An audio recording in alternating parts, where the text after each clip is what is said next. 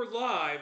I know I did state on my social media accounts that I will not be doing any actual sessions today, and that's because I didn't feel like doing Double Dragon runs today, so my apologies ahead of time for those of you that were expecting Double Dragon Nest runs, but we will be doing it tomorrow. I just didn't feel like it today. I mean, this just happens with all streamers every now and then. Like, you have plans to stream it, and then you just don't feel like it. I mean, it happens. Sometimes much needed rest is needed in general. But anyway, I'm going to be doing a small recording of Final Fight Round 2 guide for speedruns for Final Fight. This guide will be later posted up on YouTube either tomorrow or sometime next week, as well as later exported to speedruns.com, where people can view it and use that to help them learn how to do speedrunning for this game in general. Anyway, we just got through with round 1 the other day, and now we're going to cover round 2, which is Subway Park. We're basically going to learn the strats and what you need to know as to what to do with the stage in general. So my apologies if I'm not a good speaker or whatnot, but I will do the best I can. So without further ado, let's get started. So anyway, once you beat Thrasher at round 1, we get started on round 2. So once we get in, we want to be moving forward. Now, you don't have to fight Axel, Slash, and Poison and Roxy. By the way, this is like the first real time we get to deal with Slash and Poison for the first time. And also as well as the first encounter of the Andoris. Namely Andori Jr. Ouch. Not the best way I want to do it. But technically, you don't want, like I said before, we do not want to be engaging every enemy. So we want to be consistently moving.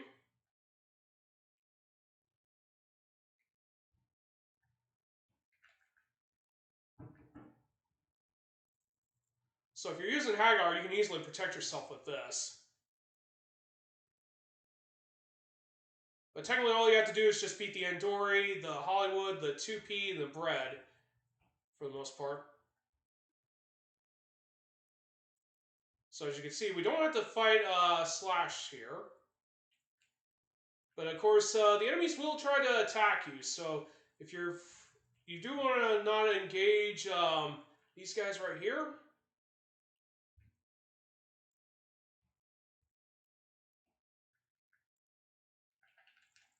Of course, you want to get rid of these guys real quick as well, because they will swarm you and get all over you.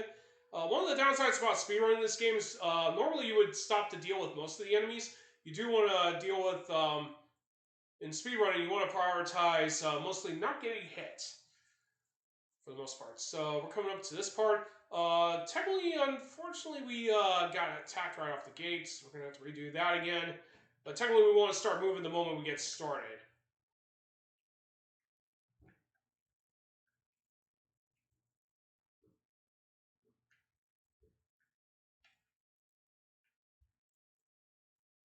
Yeah, you don't have a whole lot of time before the Andori Jr. comes out to fight.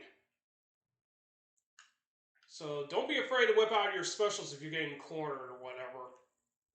But it's pretty hard not to avoid taking a death, unfortunately.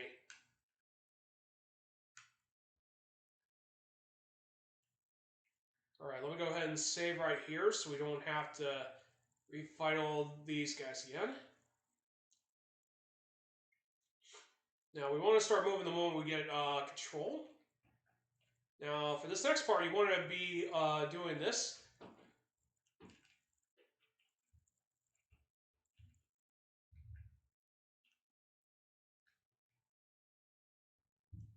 Of course, this is very hard to do because you have to deal with... the only enemies you will have to fight are the Hollywood, the Elgato, the Andori Jr., and the Roxy. But all the other enemies, you don't have to fight all of them. But yeah, it's pretty hard to fight them all off when they start cornering you. Now, you don't have to fight all of these guys right here. Now, I'm going to show you a cool trick. If I can get... Okay, that did not work. I want to redo that again. But technically, there is a safer way to do this. I would strongly recommend that if you're doing this on casual, but I'm going to show it off just give everyone a general idea how this works.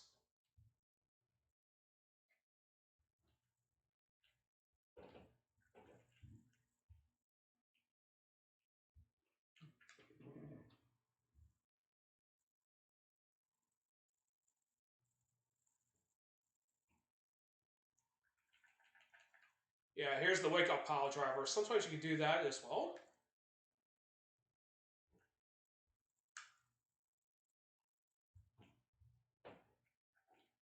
Yeah, that 2P is trying to come after us.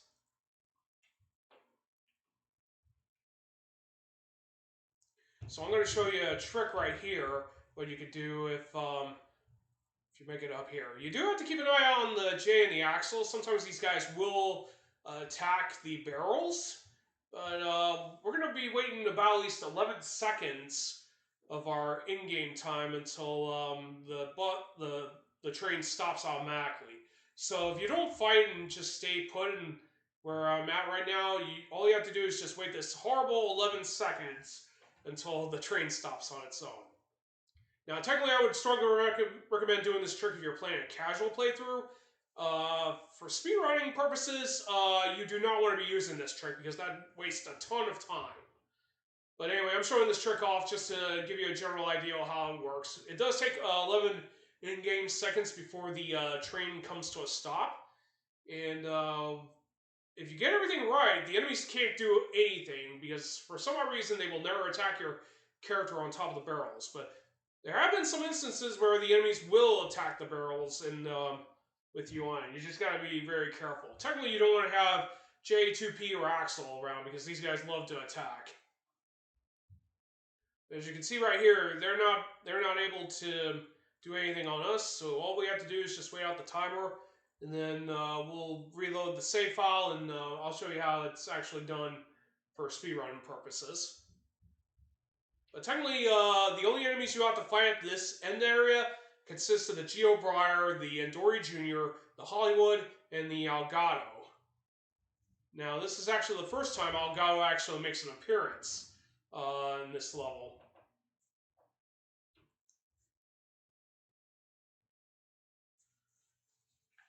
Well, there goes the general idea. Technically, you do not want J2P, or Axel around because those guys will definitely love to break the barrels. But technically, you have to wait like anywhere between 10 to 12 seconds in order to actually advance forward. Anyway, let me try this again.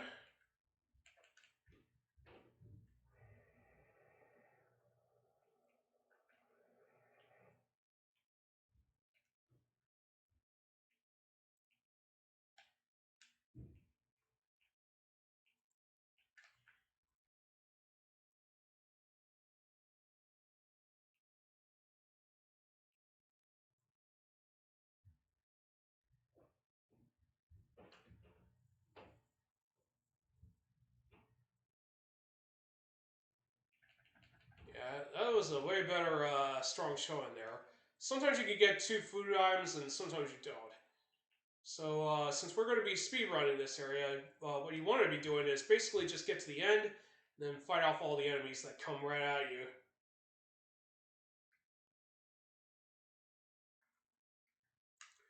So like I said before, all you have to do is just beat the Elgato, the Hollywood, the Geo Briar, and the Andori Jr. Now, since Hagar gets more swings with his sword and pipe, you can use that. If you're using Cody or Guy, you can always go deliver the infinites instead. But technically, this is actually a pretty good way to whip out the weapons for this part. So we're going to go ahead and save over here. And then we're going to cover the third area of round 2. So anyway, you don't want to be dealing with these guys. They're not objective. They're not the objective. But you eventually will have to get past them and beat up all the bad guys. Of course, there's going to be a ton of enemies, but technically the ones you want to fight are the Doug, the Bread, the Simmons, and the Hollywood that appears right afterwards. You don't have to fight the Jakes.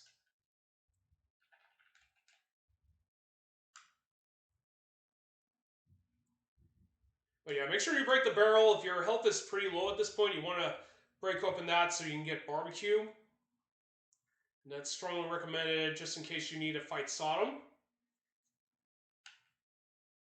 But technically, you want to break the trash cans and the barrels.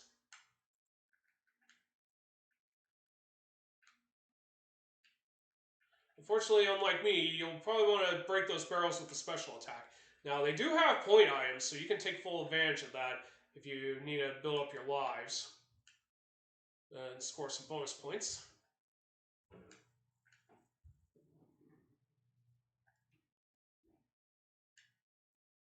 But yeah, you definitely want to get rid of the enemies as quickly as possible.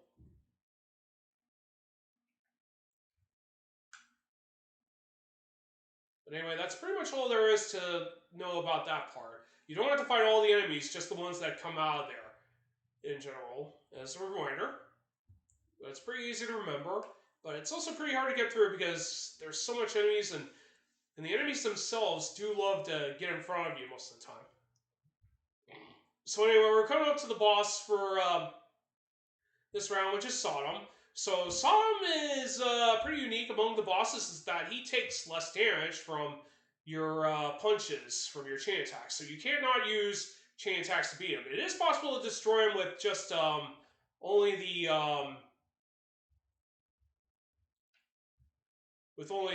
infinites, but as you can see right here, whenever you're in Sodom's range, he will usually go for chain attacks, and when he comes unarmed, he's actually a lot more difficult to beat as opposed to with his weapons. But technically, whenever you fight Sodom, your ultimate goal is basically always position yourself below or above Sodom, because whenever he goes for the charge attacks, he will not do this as long as you're above or below him. And that's because his AI is programmed to attack you the moment you're either in the 45-degree angle or hit straight in front of you. So this will happen a lot. He'll do this a lot when he has his swords, of course.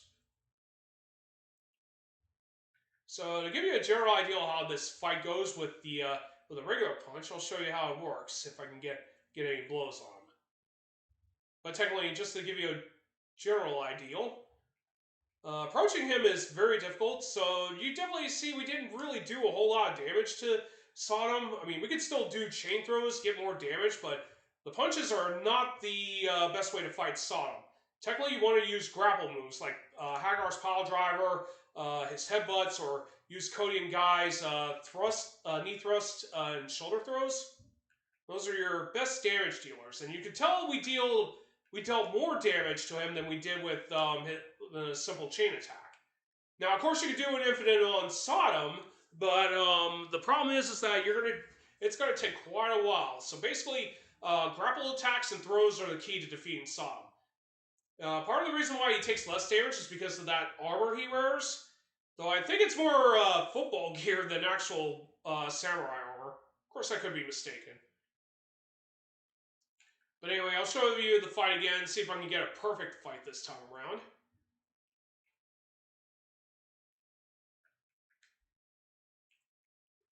But yeah, you always want to be jumping the moment he gets up, because he might go for a charge attack right off the gate.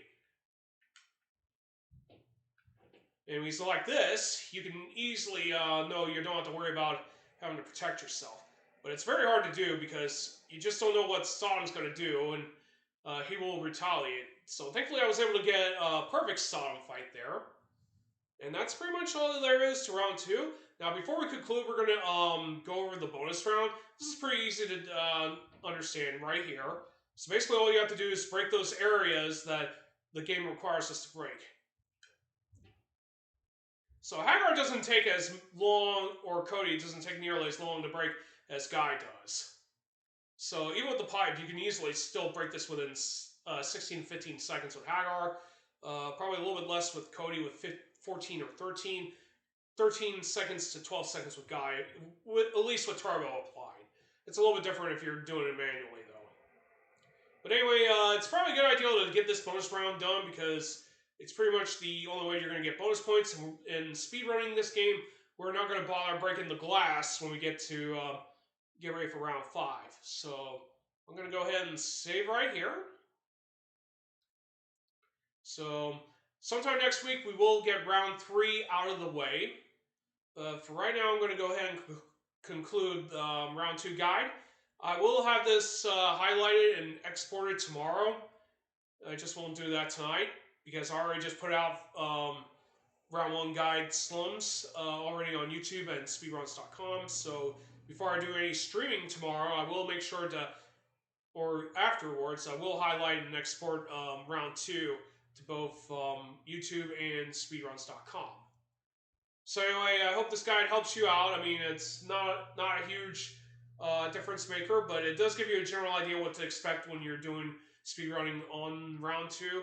And of course, it's going to get a whole lot harder before, and not very easy regardless. So anyway, I'm RunnerStorm331. Thank you all for stopping by.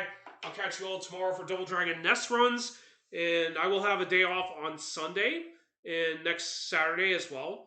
So just give you a heads up. If you do want to check my schedules, which I no longer post on social media, you're free to check those out on my Twitch channel as well through the scheduling.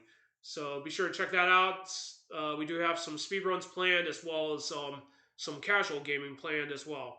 Anyway, I'm RunnerStorm331 signing off. Have a great day. Take care. And I will see you all tomorrow. Have a great evening.